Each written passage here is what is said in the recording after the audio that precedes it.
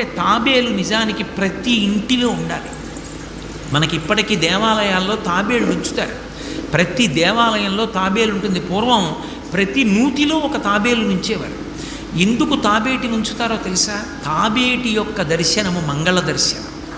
తాబేటి వంక చూస్తే మంగళం. అందుకే ఇంట్లో కనీసం తాబేలు బొమ్మ అట్టి ఉంచుకుంటారు. ఉంచుకుని ఒకసారి ప్రయత్నపూర్వకంగా దాని వంక చూస్తారు.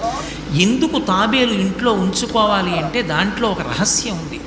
దీక్ష అని ఒక మాట. దీక్ష అన్న మాట దేనికి అన్వయం అవుతుంది అంటే యజ్ఞానికి అన్వయం అవుతుంది. యజ్ఞం చేసేటటువంటి వాడు దీక్ష స్వీకరిస్తాడు. దీక్షా స్వీకారం చేశాడు అంటే ఇంటి లోపలికి మళ్ళీ వెళ్ళరు.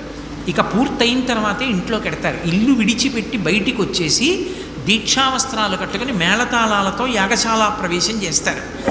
ఇక ఎప్పుడు మళ్ళీ ఇంటికి వెళ్ళడం? ఆ యాగం